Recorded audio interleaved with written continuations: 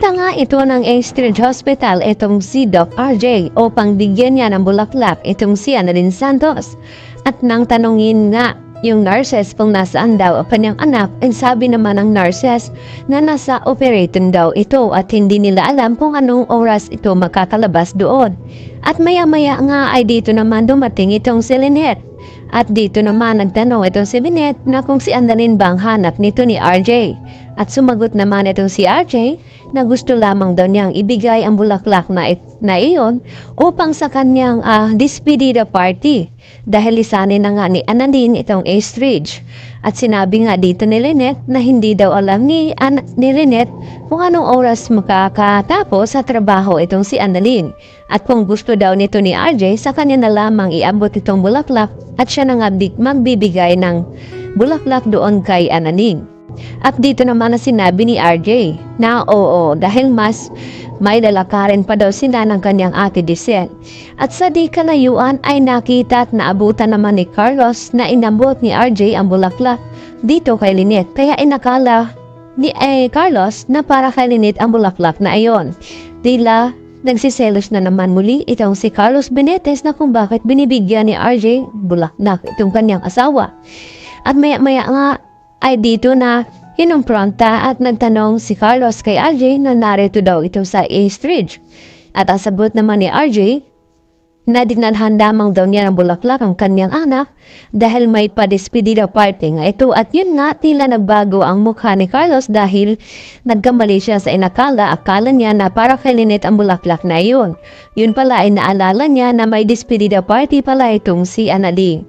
At dito na nagpaalam itong si RJ na hindi daw siya magtatagal dahil may bisita nga daw silang kahaharapin ni Giselle sa kanilang bahay.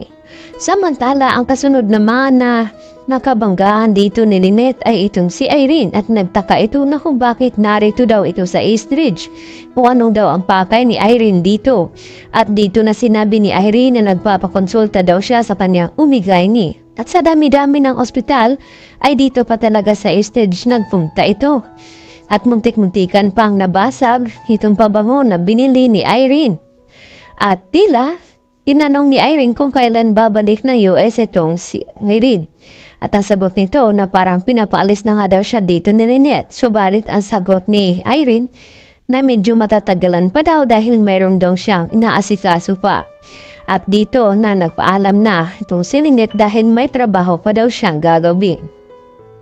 At tila may binabalak ng hindi maganda itong si Irene dito sa pagsasama ni Carlos at Lynette. Balak niya atang sirain upang magkasila ang dalawa at maghiwalay dahil mahal pa rin ni Irene itong si Carlos ngayon. At kinumpronta ni Carlos itong si Irene na kung bakit dito pa siya sa Astrid nagpapacheck up na mayroon naman daw Apex Hospital at tuluyan niya pinaalis baka may iisipin pa itong si Lynette tungkol sa kanya. At dito naman sa Apex ay dito naman na sineselebrate at wini-welcome nila itong si Annalyn sa muling pagbabalik. Tila, nagkainitan muli dahil sa inasta ni Zoe at paparinig dito kay Justin na hindi daw kagaya ng iba dyan na lumalaki na daw ang sungay nito. At ito ay hindi nagustuhan ni Giselle at ni Justin ang sinabi ni Zoe. At tila nagkakasabutan ang dalawa at hindi ito nagustuhan ni Annalyn. At maya-maya nga ay dumating na nga itong si RJ upang adiwang ang pagbabalik muli sa Apex ni Annalyn. At sa kanyang pagbabalik ay muli agad sasabak sa trabaho itong si Annalyn at may makilala nga siya. Ito na nga si Carla.